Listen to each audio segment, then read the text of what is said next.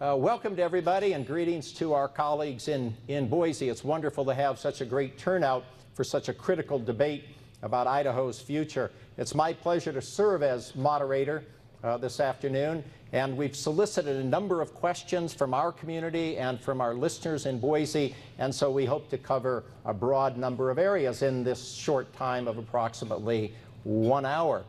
Our candidates, by the way, have been briefed on the protocol. They'll each open with a 4-minute introduction. They'll close, by the way, with 3 minutes of closing remarks. When they receive a question from me, they have 2 minutes to respond, and we built in a rebuttal opportunity of 1 minute. And I think the great feature, the fun feature of our program is we've invited each of them to ask the other a question. It's a friendly, collegial discussion and debate. So at this time, I'd like to invite our 2 candidates, Governor Butch Otter, Mr. A.J. Balukoff, to join me up here on the stage.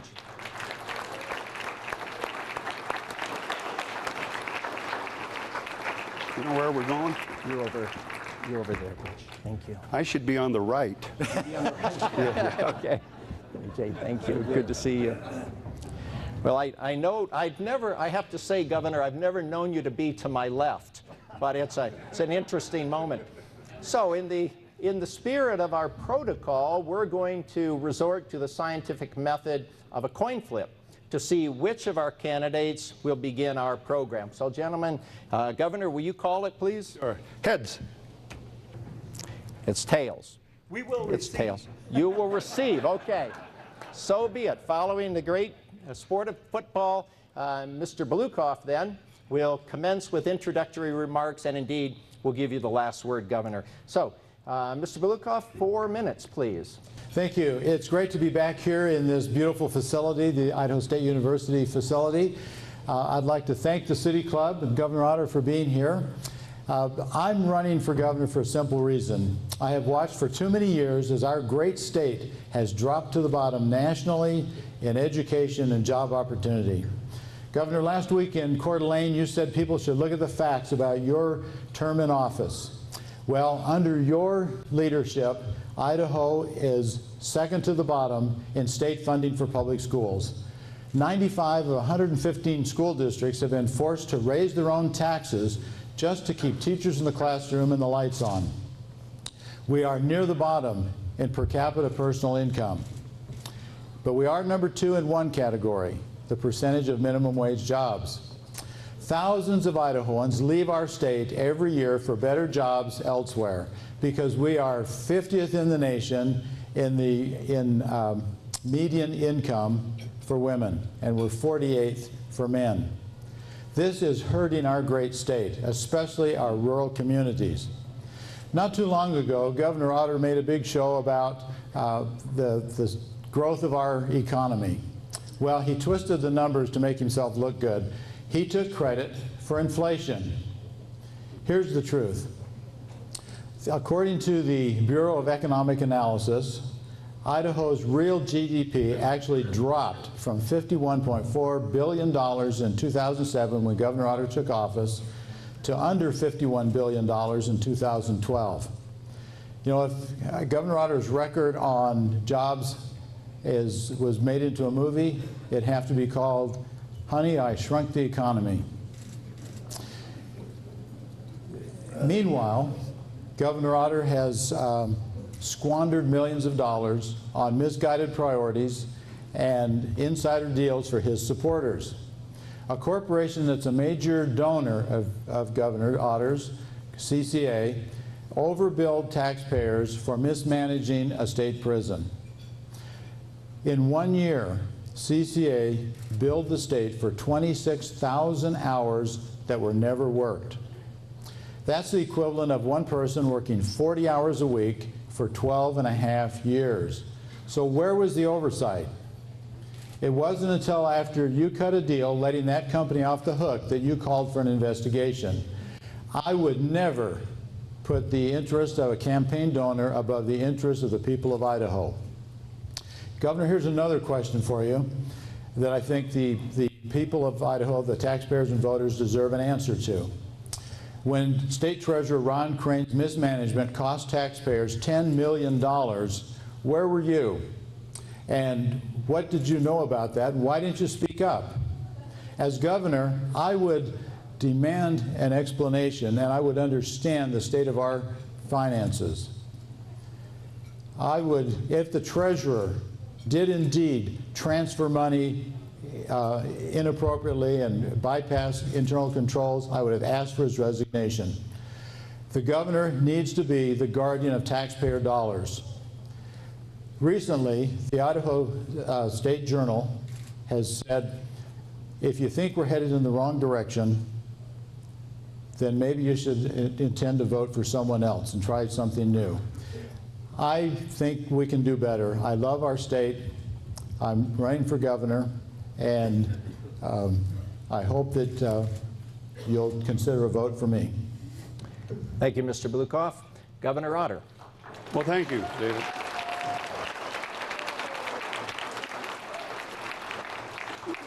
Thank you, David. And let me begin, too, by thanking the people of eastern Idaho, people from all over Idaho, for once again another opportunity to talk about why I should continue to be governor of the state of Idaho. Along with my good friend Congressman Simpson and the rest of our congressional delegation, we've made a strong team in advocating for the priorities, needs, and values of not only this region, but the entire state. From water and agriculture and energy to the state-of-the-art research and economic opportunity. That is due in no small part to actually the civic virtue of the people from this community and this region, because they have been consistent in the engagement of public policy throughout the state for good reasons. One of my top priorities when I became governor was to make sure that we utilized to the extent possible each and every asset from this state, and by no small measure, the INL is one of the greatest assets we have in the state of Idaho. That commitment is making a big difference. Just drive down University Boulevard. Take a look at all the buildings and all the activities and the cars in the parking lot that are there, the jobs that have been created, the great jobs that have been created, in fact, the great careers. 10 years ago, those buildings weren't even there. 10 years ago, those buildings weren't even contemplated. But because of that leadership, we now have those buildings, we now have those careers in place, and we now have a great future in that industry right here in Idaho. Now, I was lieutenant governor when Governor Phil Batt negotiated the agreement with the DOE and the Department of the Navy. And as governor, I have held firm to that agreement, and I will continue to hold firm to that agreement, while negotiating some flexibility from time to time that was needed to sustain the growth and the federal commitment to this world-class facility. What we're finding now is that the dialogue has changed with the Department of Energy from confrontation to collaboration, from lack of confidence to confidence. And I will continue to hold the Department of Energy's feet to the fire and our agreement. In fact, it was just, I think, last month or maybe a little longer ago than that, when Secretary Moniz came out, and we had an opportunity to talk about the possibilities of the INL becoming more than just a facility in the state of Idaho, but a facility for the entire nation, as Secretary Bodman had suggested when he said this is the flagship for nuclear research and development in the nation, which means the flagship for the world. I established the Leadership in Nuclear Energy, or the Line Commission, who came up with a great bunch of ideas for the future of the lab and how we could invest not only in those opportunities, but we could take those opportunities to the next level. And that's why, because of those great ideas, because of that great work, I considered I needed to make sure that those great ideas saw an opportunity for success, and that's why I went with Line Commission 2, Leadership in Nuclear Energy 2. I have consistently sought to invest in the future and throughout the Great Recession. In fact, it was during the Great Recession and the possibility of not only the genius that we had here, but the skill and the will that we had here with this facilities that created the Center for Advanced Energy Studies. The Center for advanced energy studies has gone way beyond our expectation. They promised me 5 to 1. It's about 11 to 1 return on investment. So that is and will continue. But all I can tell you is this. Let's look at the facts. You've heard the speculation. You've heard the promise. Let's look at the track record and the facts. Idaho 8th graders are tied for 8th in the nation in reading and 15th in math. The number of Idaho high school students taking college courses has doubled in the last year from 16,000 to 32. I got a lot of great stuff. I'll bring that up during the debate. Thank you very much. Thank you. Governor, thank you.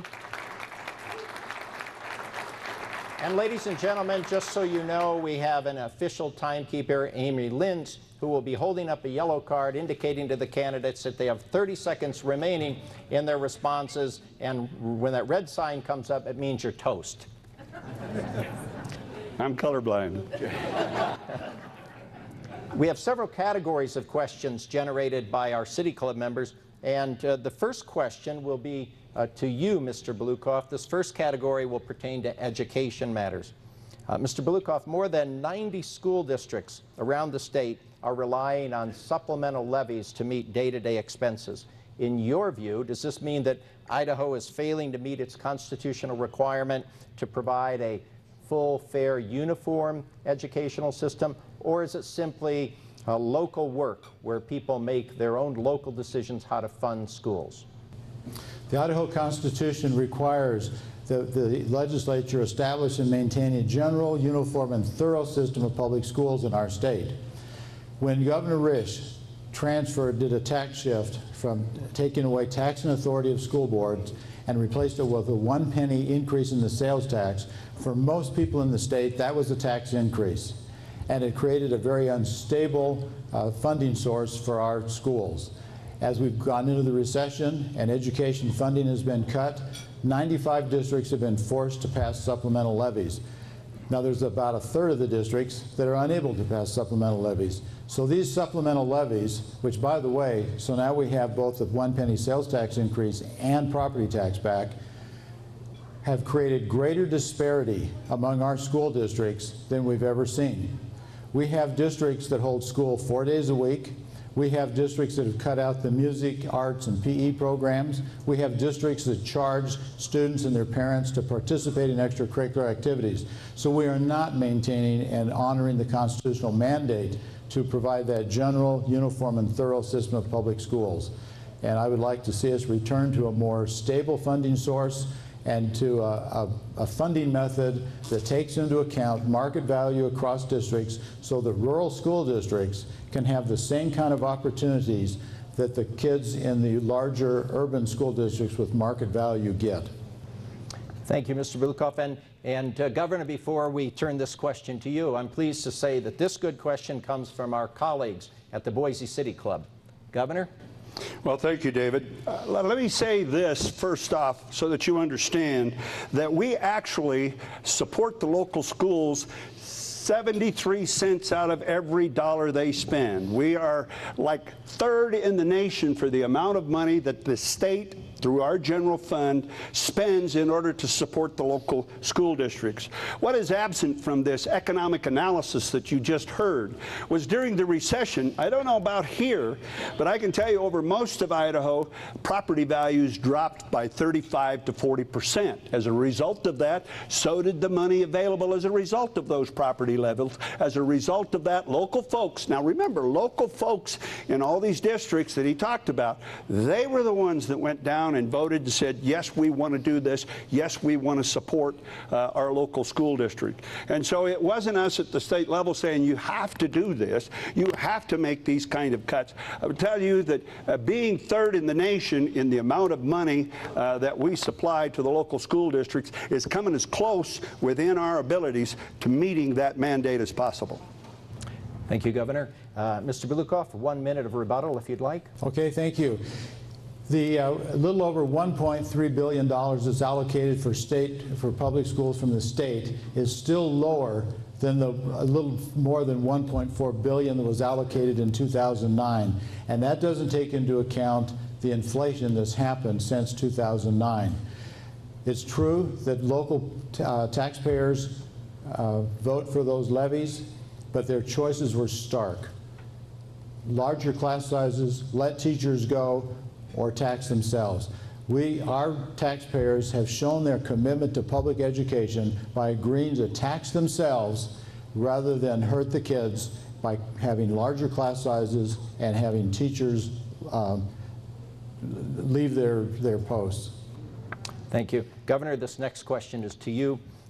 The heavy reliance on equities around the state produces inequities among our schools throughout Idaho. Are you concerned, Governor, that the children who attend small rural schools don't have the same opportunities to receive quality instruction and quality programs as those in the larger urban areas? Well, one of the things that we did in my very first term as governor, we launched an effort to bring technology to each and every school district within the state. That was a substantial undertaking and at a substantial cost, $40 million. In 2011, I went to St. Mary's, Idaho, and watched as St. Mary's, Idaho, the 196th high school, being hooked up to that internet so they could get a biology lesson from a doctor at the University of Missouri. Because of the rural nature of this great Idaho that we love, because of the mountains, the divisions that we have across the state geographically, whatever the division is, we are naturally challenged in order to support each and every school district with a Latin teacher. And that's why this technology brings that Latin teacher from Meridian, Idaho, right into the classroom in Weippe. That is why the Calculus 2 teacher in Eagle, Idaho, can teach the kids in Jerome Calculus 2 because they don't have a Calculus 2 teacher. So we are making every effort through the miracle of technology to make sure that every child in Idaho gets an equal opportunity. Thank you, Governor. Response from you, Mr. Balukoff, 2 minutes. Yes, thank you. Technology is a wonderful tool and a necessary tool in public education today. If we want our kids to be prepared to work and live in the 21st century, they need to be comfortable and they need to know how to use technology. But technology does not replace a teacher. As I travel around the state talking with principals and superintendents, the consistent message I hear is the difficulty they have of recruiting and retaining good teachers. Just a few months ago, I was just up here in Rexburg visiting with the Madison School District. By the way, the superintendent gave me this tie. And he told me he had 5 openings for teachers. He advertised nationwide and did not get one application to fill those positions. These were 2 science teachers, a math teacher, and 2 others that I forget what the topics were. But we need to help these rural districts recruit and retain good teachers who will use technology to supplement what they do, to bring in classes, to have enough students in a class to have a Latin class or to have an advanced placement calculus class. We can do that, but you're not going to replace teachers with technology. Thank you. 1 minute of rebuttal, if you'd like, Governor. Ladies and gentlemen, let me please ask you to hold your applause till the very end of the program. Thank you. Governor, 1 minute of rebuttal, if you like. There has never been, nor never will be in my administration, an effort to replace the teachers with technology. In fact, a recent national survey found that Idaho ranks 12th in the nation among the best states for teachers. And not only that, we were also ranked 3rd in the nation as best return on investment for K through 12. Technology is where the world's moving. If you can't get a teacher to move into a certain area to teach in a certain school district, then technology is the one that makes that happen. I can't think of one instance, maybe you can, AJ, but I can't think of one instance where a teacher was ever replaced by the advent or the installation of technology in a school. Not one. Thank you, Governor. The next question comes to you, Mr. Balukoff, and this pertains to higher education. State support for higher education has been cut back significantly over the last 10 years, resulting in the fact that now most of costs are covered through tuition. Do you believe that the state should take another look at how it funds higher education? Absolutely. If we're going to call our universities state-supported universities, they need to be supporting them more than 20 to 25%, which is the neighborhood of what state support for public higher education is today. The bulk of the support for higher education comes in the form of student tuition and fees, which is sort of like a hidden tax on the people that can least afford to pay it. We do need to have a better commitment to higher education. It's been cut even steeper than the kindergarten through 12th grade public education budgets have been cut. Excuse me. So yes, we do need to take a good look at how we support public higher education, and we need to find ways, and part of the answer is going to be philanthropy to provide scholarships and perhaps student loan forgiveness programs if we get teachers and other professionals to take a job in hard to place positions or hard to place communities around our state. Thank you. 2 minutes, Governor? 2 minutes? Yes, 2 minutes. Good. Well, first off, Idaho is still has a pretty good bang for its buck for higher education. If you take a look at Washington, Oregon, some of the states around us, not Wyoming, but certainly some of the states around us, we still provide a great education at a much lower price without near the economic pressure on the family.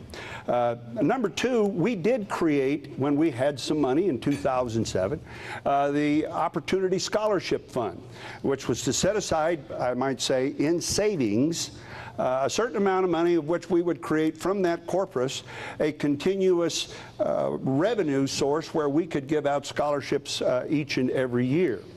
Thirdly, I've continued with the Governor's Cup. And not only have we increased that Governor's Cup substantially and expanded on it, but there's a lot of students in Idaho colleges today as a result of that Governor's Cup. We've gone from $600,000 a year to $1,158,000 that we collected this year. And by the way, folks, that's 4-year scholarships. And the reason we give 4-year scholarships, so the family can plan the financial effort that they're going to have to make in order to keep that student in college. Thank you. 1 minute of rebuttal, if you like. Thank you. You know, Idaho's college tuition may be lower than most states, but our students are still graduating with more student loan debt than they've ever graduated with in the history of the United States.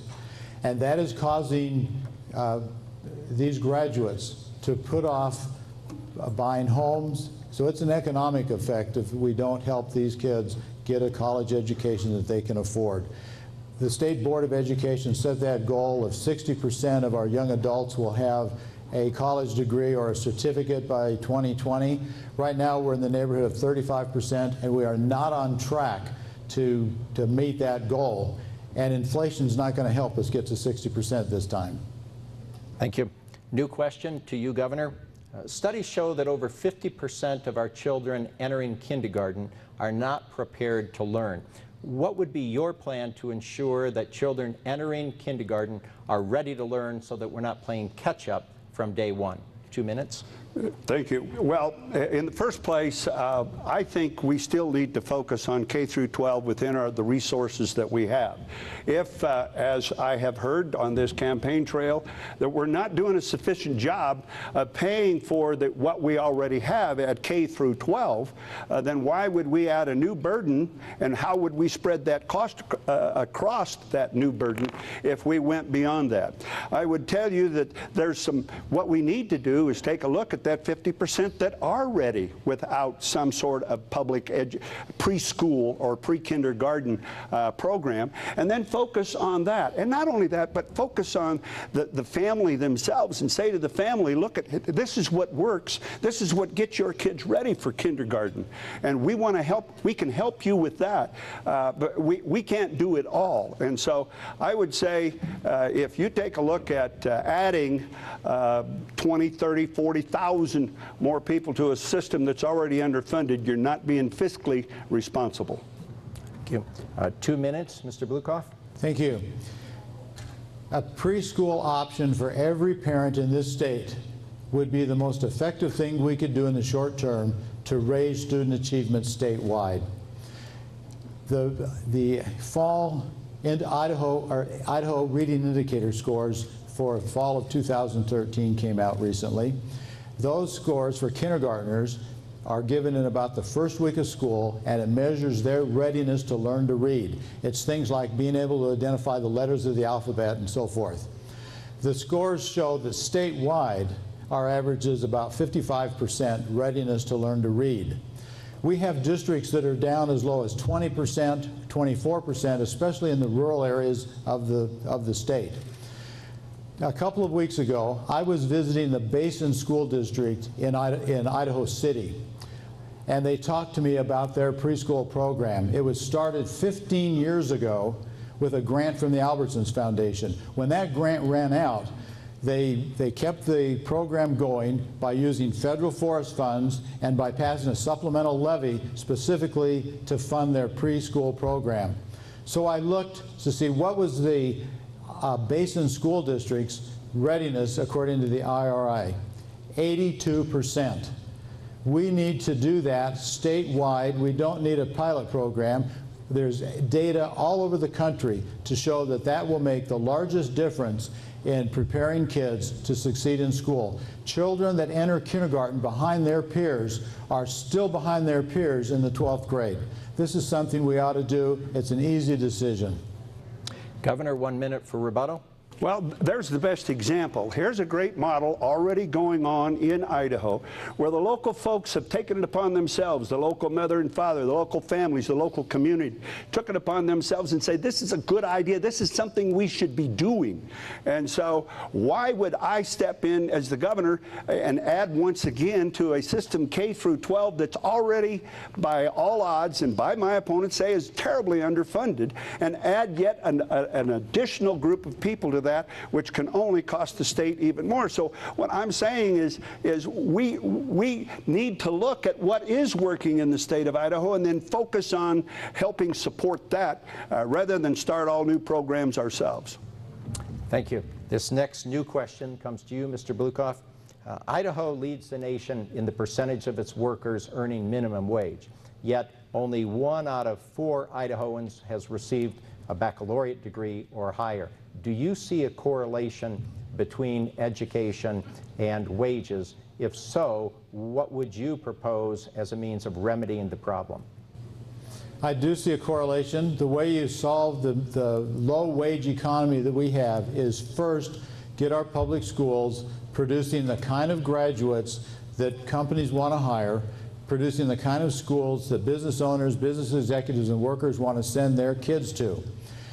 We need to get kids qualified to do more than minimum wage work. That's the long-term answer to getting that out of the low wage economy that we find ourselves in. We need to focus our efforts on helping the Idaho small businesses, the companies that are already here in Idaho. We can help them grow and thrive and create more high-paying jobs. We have over 40,000 small businesses around this state. If just 10% of those businesses were to add 1 employee, that would be 4,000 new jobs all across the state. I'll tell you about the kinds of things we could do. About a month ago, I was visiting Jerome, Idaho, and I talked to the mayor. He was talking about the wastewater treatment plant that is at capacity. They don't have money to expand it. The cheese factory in Jerome would like to expand and create more jobs, but they can't because the wastewater treatment plant won't take the additional volume. Our state should work with the city of Jerome to find the financing they need to expand that wastewater treatment plant so that the cheese factory could expand and create more jobs. If we identify the companies that pay good livable wages and help those companies to grow and thrive, we'll help more people earn a wage that will support a family. Thank you. Governor, 2 minutes. One of the great blessings that we have in Idaho is our respect and family virtue, not only for the families within the communities, but the communities themselves. Now, if you look at just the individual wage in Idaho, that doesn't tell the entire story. Look at the average household income in Idaho, and you'll see a much different story. In fact, you'll see us moving from where AJ said we just were in terms of individual, and move up that scale to about 34th in the nation for total household income. However, the greatest income this last year, we were #1 in the nation on personal income growth. But it's bigger than that, because every member, I grew up in a family of 9 kids. My dad was a journeyman electrician. And we were all asked to, and we all responded favorably in making a contribution to the family. And so I went out and worked at jobs that were $1 or $1.25 an hour, and that made my contribution to the family, as did all my older brothers and sisters at the same time. Now, if you look just at my dad's income, it was like $7,000 a year for a family of 11. But if you looked at the total household income, where we all make those contributions, which is very prevalent in the state of Idaho, then you'll see a much different picture. I also think it's important that we have a free market level of entry into the marketplace, so that folks that otherwise wouldn't get an opportunity to learn that job and then earn, even at a minimum wage, earn that. I can tell you, I had a lot of jobs when I was growing up that would have been considered the minimum wage, and for good reason. I didn't know the job, but after a week or two that I was on the job, pretty soon my pay was increasing, because I was adding more value to that product that my employer had, or to the service. Thank you. 1 minute of rebuttal, if you care. Thank you. I would remind you that we are #2 in the percentage of minimum wage jobs in the country. The answer is, you know, when I travel around the state, and I've talked to a lot of people, and I talk to the people that run the food banks, they tell me that they are seeing more demand on their services than they have ever seen in Idaho. And they tell me the people standing in those lines waiting for food are working, and they're not earning enough money to support their families. They're working at minimum wage jobs. Thank you. We've reached that interesting part in our program where the candidates now have the opportunity to ask a question of the other. Governor, that's your prerogative. AJ, with all of these lofty proposals that you're talking about, you're not talking about tens or millions of dollars. You're talking about hundreds of millions of dollars. In fact, you speak about reversing Jim Rish's and the legislature's agreement in August of 2006. The shift that they made there in $220 million, that's $220 million alone. The 20 recommendations that we've made for advancing education, reforming education in Idaho, that's $350 million. So there's $570 million, over $500 million that you have suggested that if you were governor, which is exactly what you would do. And my question is, where are you going to get that money? Okay, first of all, the governor's plan is to implement those 20 recommendations in 5 years. So he's got to come up with that money too. I would get that in the same place he's going to get it. The other thing I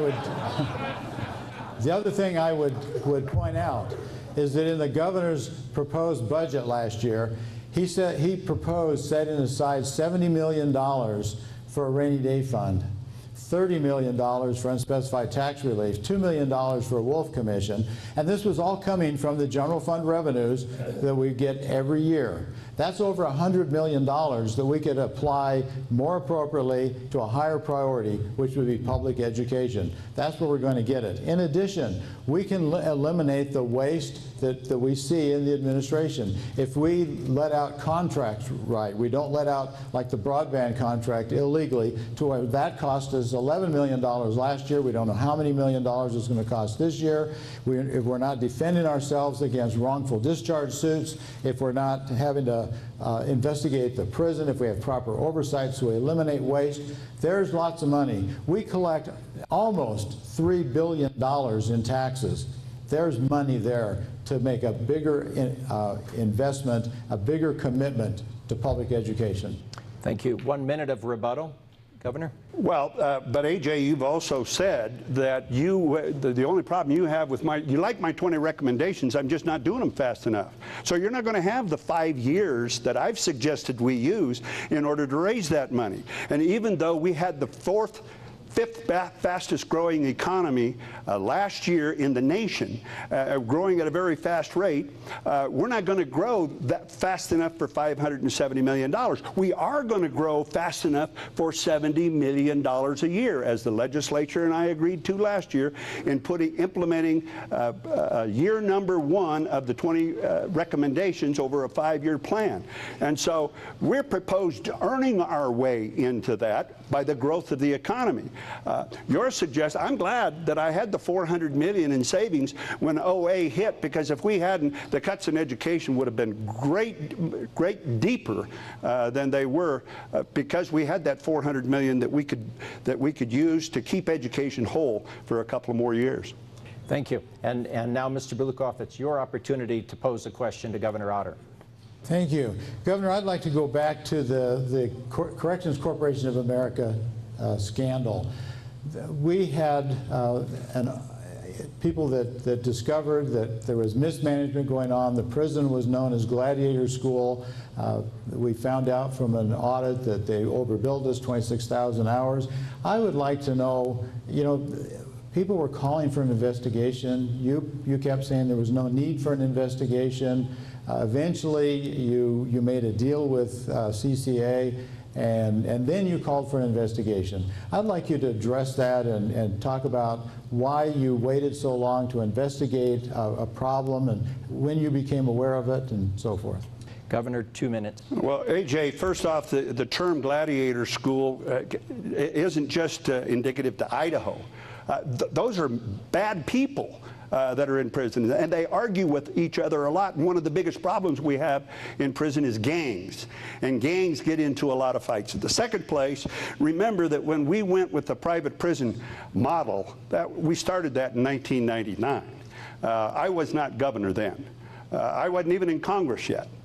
So the model that we started with, which I think where we can, we ought to privatize some of the government services. But the model we started with was in 1999. So the initial agreement that was made was not made on my watch. Number two, when the question came up as to whether or not we were being charged for additional funds or not, I immediately asked the state police to investigate it, and to investigate it if it needed a criminal level investigation.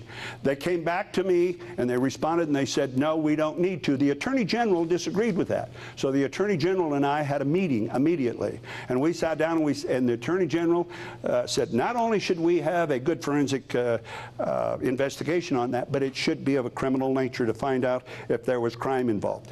I purposely did not involve myself in the negotiations for the settlement with CCA because I had received money from CCA for my campaign. So I recused myself and let the professionals make that decision. I did not. By the way, that final agreement, if anything that we find out in the FBI investigation, that agreement is set aside, and then we can go after CCA.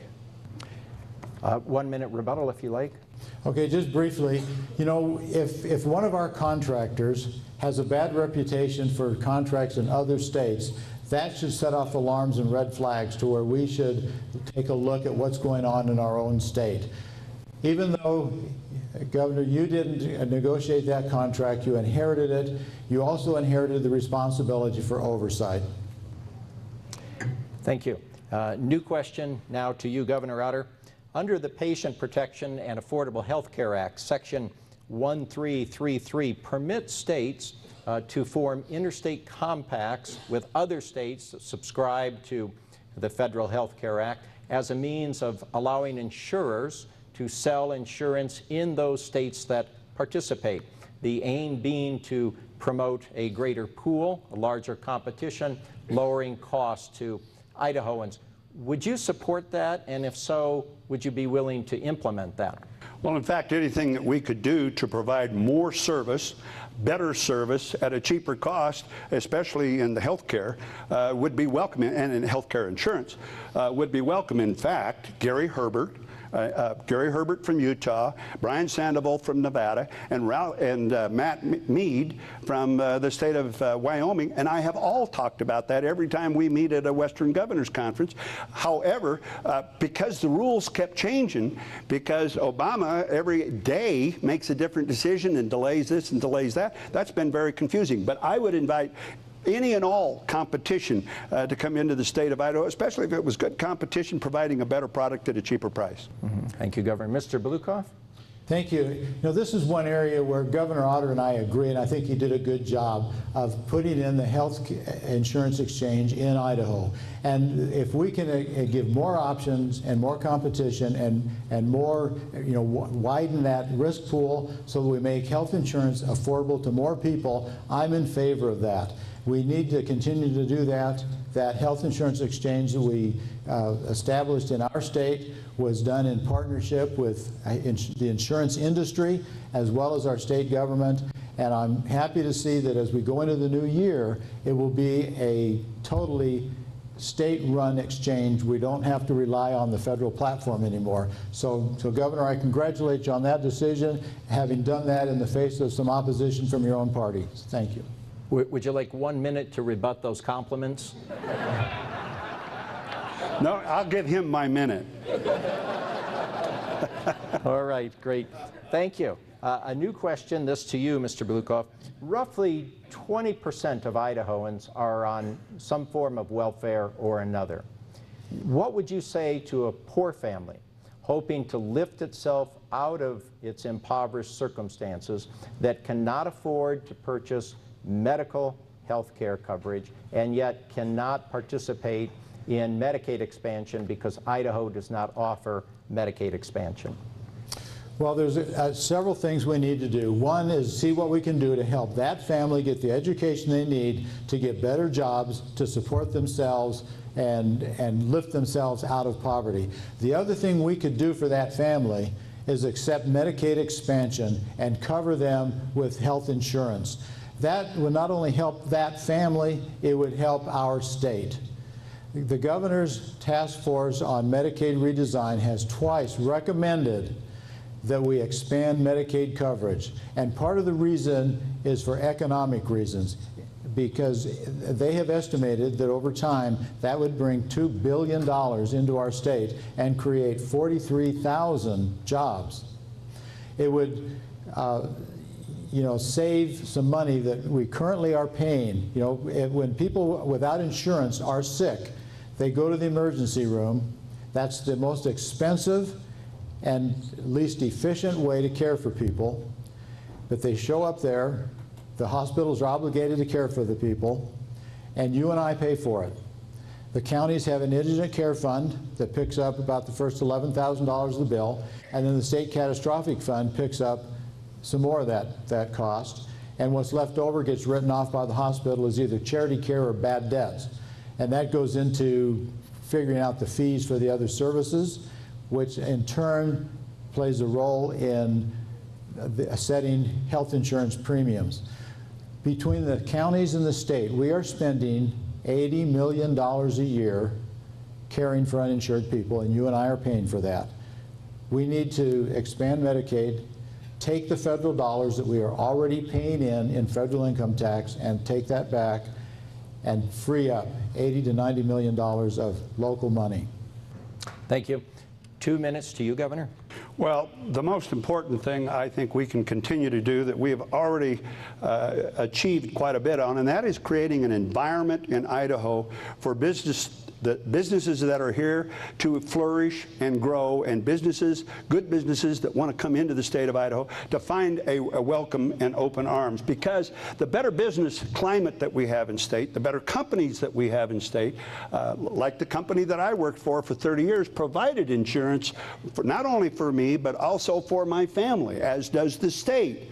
And so if we could look to the private sector and enhance their capacity to create those kind of jobs and create that kind of economy, then we won't have to go to government subsidies every time we try to make a difference in a person's life. And so, yeah, we'd be creating great jobs, but we would also be doing that in the private sector, where I think most of the economic activity ought to stay. Now, we do have an obligation when the task force came forward and said, yeah, we ought to expand Medicaid. First off, I made an agreement with the legislature in 2011 that I would not make a unilateral decision.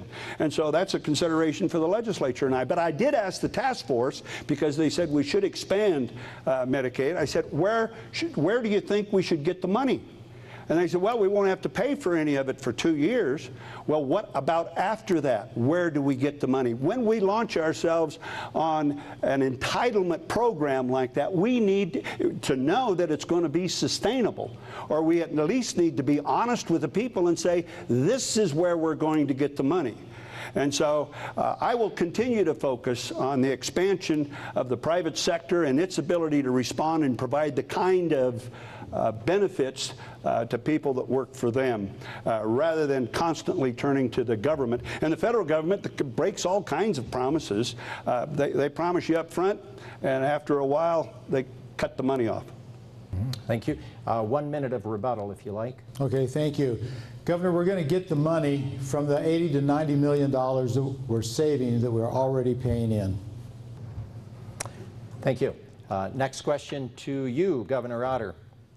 What leadership will you provide to ensure that low-income Idahoans receive medical and mental health services through Medicaid expansion instead of sending our federal tax dollars to other states? Well, I think we've already looked to an Idaho answer for that, and the legislature and I, in agreement, decided to begin a process of, perhaps I asked for establishing 3 mental health crisis facilities around the state. We asked a group to sit down, a committee to sit down and decide where it should go. And actually, they decided to put it right here in Idaho Falls, because Idaho Falls, with those kinds of programs, including the drug courts and the juvenile courts, have always been very responsive in implementing our ideas.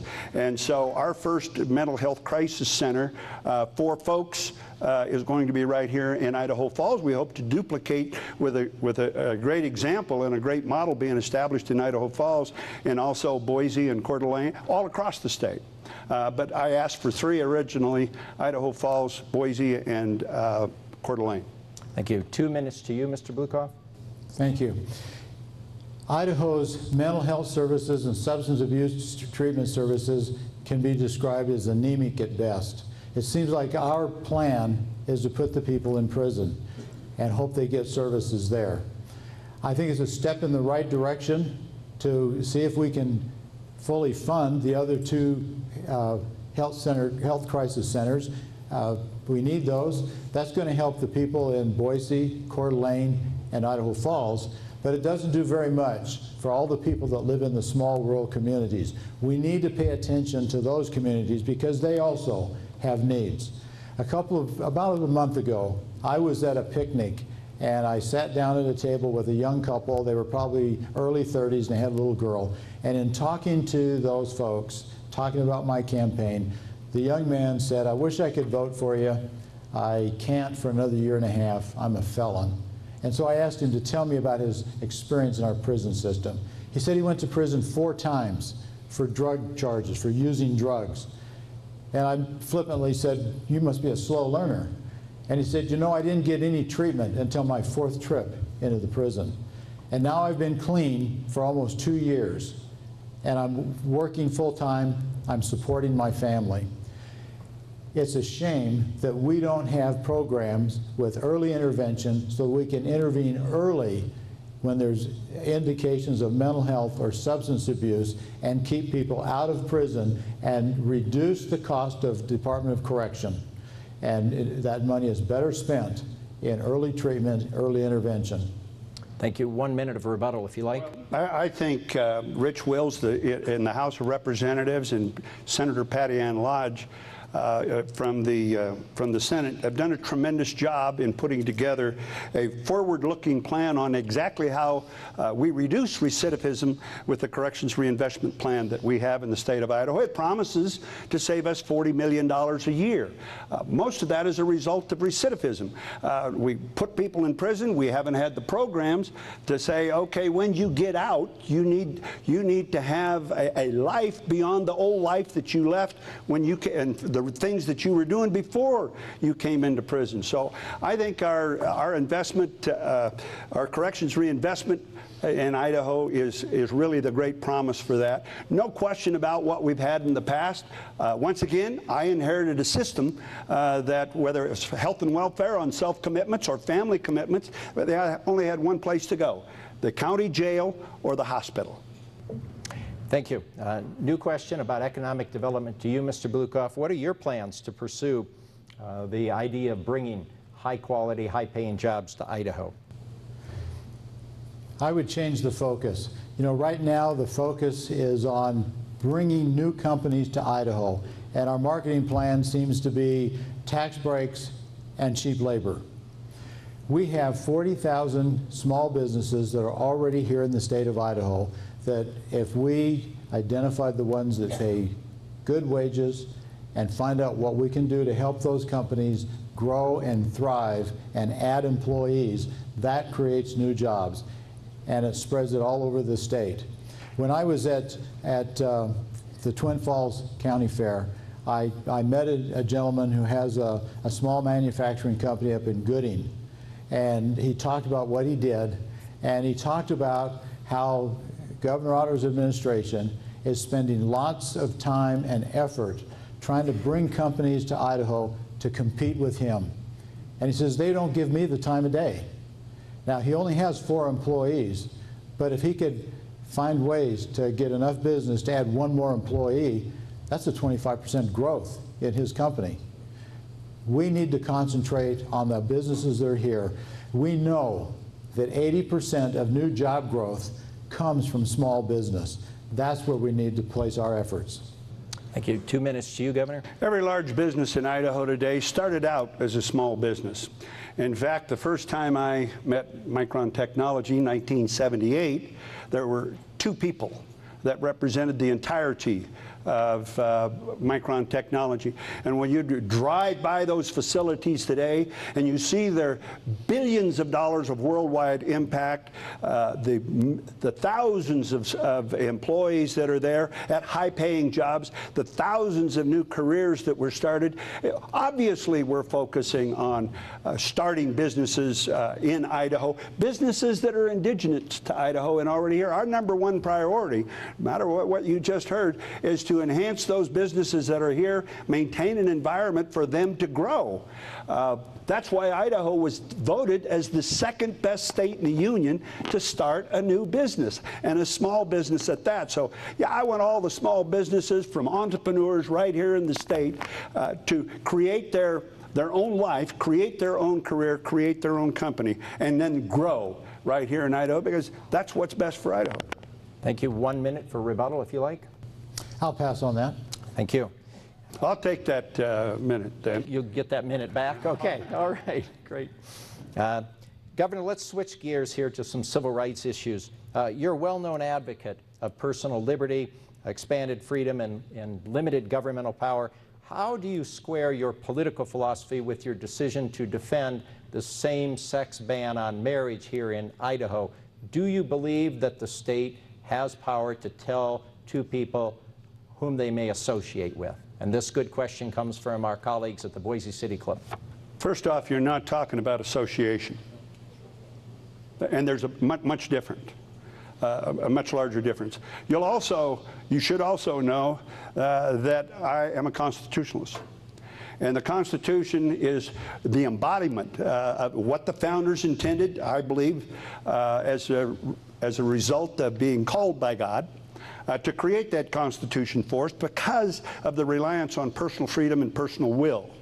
And so when I held my hand up in in January a few years back, and I said that I promised to defend the Constitution of the United States, the Constitution and laws of the state of Idaho, in fulfilling the duties and obligations of governor of the state of Idaho to the best of my ability, so help me God. I took an oath to defend the Constitution. Not those things that I like or those things that I don't like.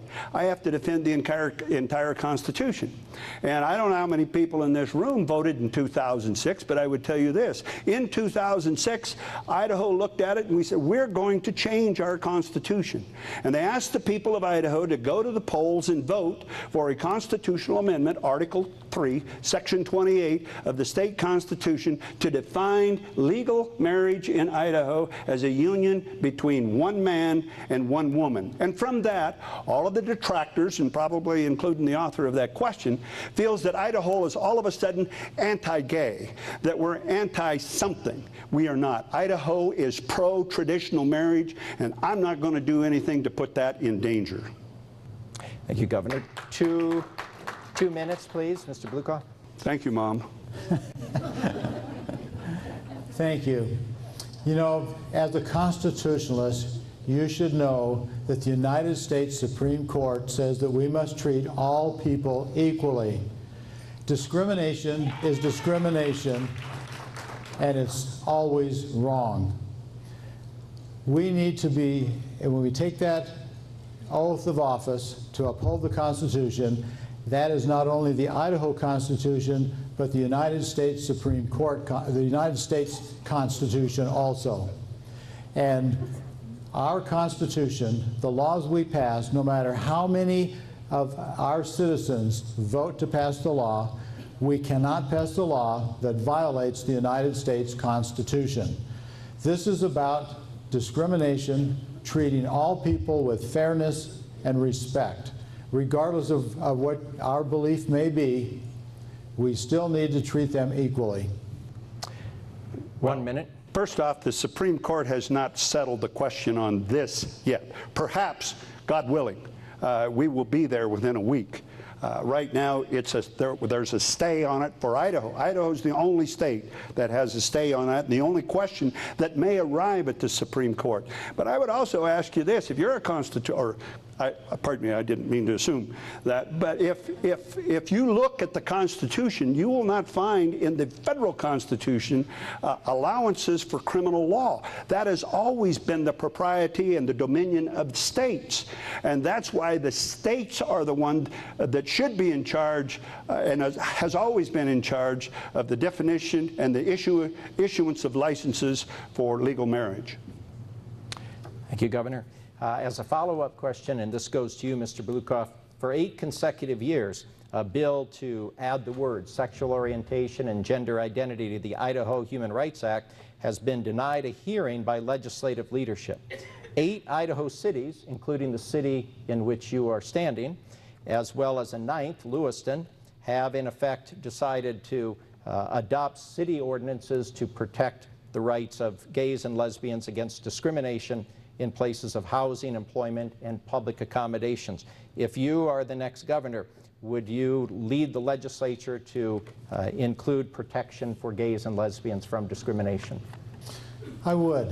The legislature and the governor represent all of the people of Idaho, all of our citizens, and when you have a group of citizens that ask for a hearing, it just shows respect to grant them that hearing. And to stonewall for 8 years is not acceptable. All they're asking for is for us to make a statement that we believe in treating all people with respect and fairness. We should grant the hearing, and in my view, we should strengthen our human rights statute to include the 4 words. Thank you. 2 minutes to you, Governor. Well, once again, this is the propriety and should be the propriety of the state. I met twice with those groups, with the groups last year that was advocating for adding the words. And the 2 times that I met with them, I agreed that the legislature should hold a hearing. And I believe that the legislature was that close to doing just that until the antics started up, until we found people hiding in the closet, until they started stopping those people from doing their legally elected jobs. People that represent people right here in this room could not get into the chambers in order to do their jobs. And so civil disobedience, when it stops a duly elected legislature from doing their job, then I think I can understand the angst that it caused in the legislature, and finally the resistance. I would say that probably next year, most likely next year, you will see a hearing on adding the words. Thank you, Governor. 1 minute for rebuttal, if you like. That's good news. I'm glad that we will show enough respect to the folks to show that we will have a hearing. All I'm asking is that they show the legislature the same respect. Thank you, gentlemen. Next question, and this goes to you, Governor Otter. Would you be in favor of tweaking the 1995 nuclear waste settlement to permit the importation into Idaho of additional quantities of spent fuel? Well, quite frankly, I don't know where that question came from, but quite frankly, I have expanded the mission in the future, I believe, of the lab by allowing small quantities of spent fuel to be brought in, because under the 95 agreement, you could not bring in any quantities that were produced from a commercial reactor. You could bring in government, and of course that was the original agreement, but you couldn't bring in small quantities of commercial. Well, I don't know what it is now. Simpson probably knows, but it's probably 2,800 at least sites around the United States that this spent fuel is actually being kept in the back of some room or something. And so I expanded that flexibility and the definition so that the lab could bring in small quantities of spent commercial fuel and actually retain in the state of Idaho a sample of that so that they could library it and say, all right, this nuclear fuel or this fuel rod lasted 27 years, this fuel rod lasted 32 years. What are the characteristic differences of that so that we can enhance the potential development of the nuclear industry? So I have already amended that to allow that in. Now, I was resisted by my opponent's party and the former leader of my opponent's party, but I did not see the danger that they saw in it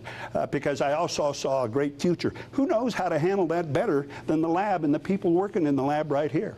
Thank you, Governor. Mr. Balukoff.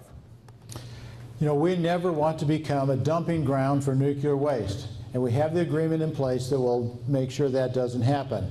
But as the governor correctly noted in his opening remarks and just now, we do need to remain flexible to accommodate the research projects that are going on at INL.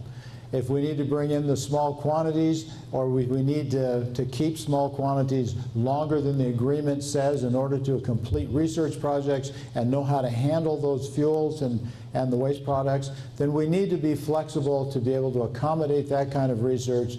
We have the most competent experts in the entire world working 50 miles west of here at INL. And that's where the good research happens, where we know how to handle materials, how they react under different conditions, and we're doing research on how to safely store the waste products. Thank you. 1 minute of rebuttal, if you like. Well, I think we are in agreement on that. And by the way, I admitted, and I should have stated that Governor Batt, who wrote the agreement, agreed with me 100%, disagreed with the other party, and agreed with me 100% that we ought to allow that kind of flexibility in our agreement. Thank you, Governor. Gentlemen, we've reached the end of our program. We now have the opportunity for closing remarks. And Mr. Balukoff, you began the day, and we'll allow the last word to Governor Otter, so will you please take 3 minutes to offer some concluding remarks. Okay, thank you. Thank you for sponsoring this debate. Governor Otter wants us to believe that everything is swell. I've been traveling around the state for 10 or 11 months now, talking to educators, superintendents, small business owners, working Idahoans. Everywhere I go, people tell me the same thing. They believe Governor Otter's been in government so long that he's out of touch with regular Idahoans. Governor Otter is not listening to educators. Our teachers feel demoralized because they've been blamed for the problems in our public schools. Let me tell you what Rob Waite, the superintendent of the Shoshone School District, said recently. He said, "I've never voted for a Democrat. I'm a lifelong Republican, but in November I'm voting for A.J. Balukoff because before you can solve the problem, you have to first recognize there is a problem." I don't think Governor Otter recognizes there's a problem. And that's what you've heard from Governor Otter today. Let's keep going down the same path we're going down. Everything's great. But let me ask you this. Can you think of what Governor Otter has done to make the lives of regular Idahoans better? People who run the food banks tell me that there's more demand on those services than they've ever seen, and the people standing in the lines are working Idahoans who can't support their families. I decided to run for governor because as a school board trustee for 17 years, I've seen how Governor Otter has decimated our schools, and it's a crime. To build a stronger economy and create good paying jobs, we must take some critical steps, and we need to take them now.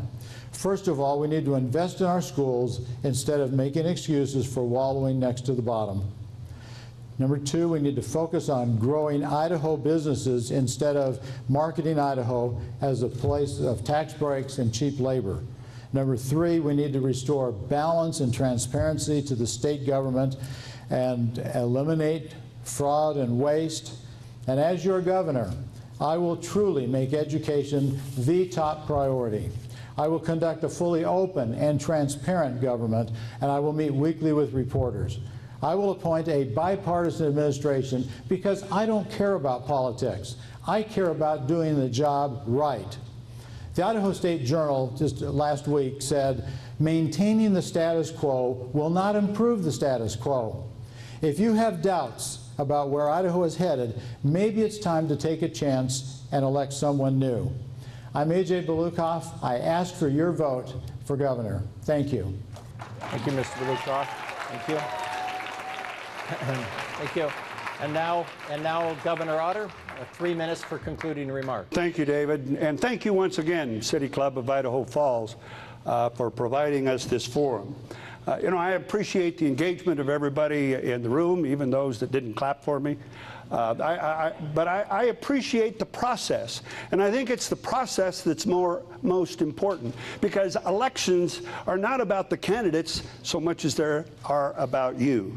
And that doesn't mean building bigger and more government. It means leaders taking the signals from the private sector, from the citizens of the state of Idaho, and applying those signals to the job that they do. Every day I meet Idaho citizens who want to do more for their own family, who want the success in their families and then in their communities, and they're willing to work hard. But all they ask for is, many times, is for government to stay out of the way and not to come up with yet another program which debilitates society in many cases from using its own best judgment, its own free will. The job of public service is to keep improving our processes, and this is one of the processes that I'm talking about. And that means setting goals and objectives that are achievable and then reaching those. And so one of the things that I ask you to look back at the last 8 years. Look at what we have achieved in Idaho, and we've achieved it together. And one of the reasons that we achieved that is because we set certain goals, like making sure that 60% of those people between the ages of 25 and 34 by 2020 either have a secondary degree or have a certification for a profession. But that means that we've got to be free in order to be able to do that and have the means to be able to do that. So meeting the goals of people in many, many cases is meaning staying out of their way. You know, when I left Congress and decided to come home and run for governor, one of the reasons was because we could see in Washington, D.C., that you know, we weren't going to save this great republic from Washington, D.C. And God bless Mike and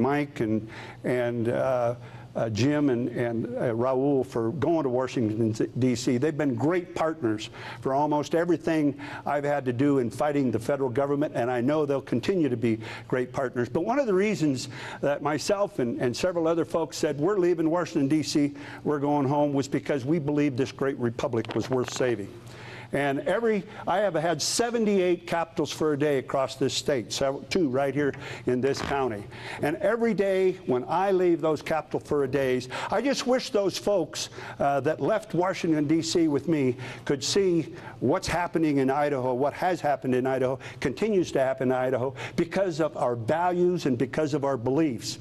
And they would say, Idaho, the republic is in great hands. Thank you so much for being here today. Thank you, Governor. Ladies and gentlemen, I think we've just witnessed a very valuable, edifying debate and discussion on the critical issues in this forthcoming gubernatorial election. On behalf of my fellow board members here at the City Club of Idaho Falls, let me thank both Governor Otter and Mr. Balukoff for joining us. Thank you, gentlemen. Thank you, David. Thank you, Governor. David, thank you very much. Governor, thanks for coming. Nice tie. Yeah, this is a Bobcat. Exactly like that. Exactly like good. it. Yeah, it's the Bobcats in Rexburg. Could he not get that in a bow tie? Remember, tomorrow we're pleased to sponsor the next debate between Congressman Mike Simpson and former Congressman Mr. Richard Stallings. Thank you for joining us. See you tomorrow.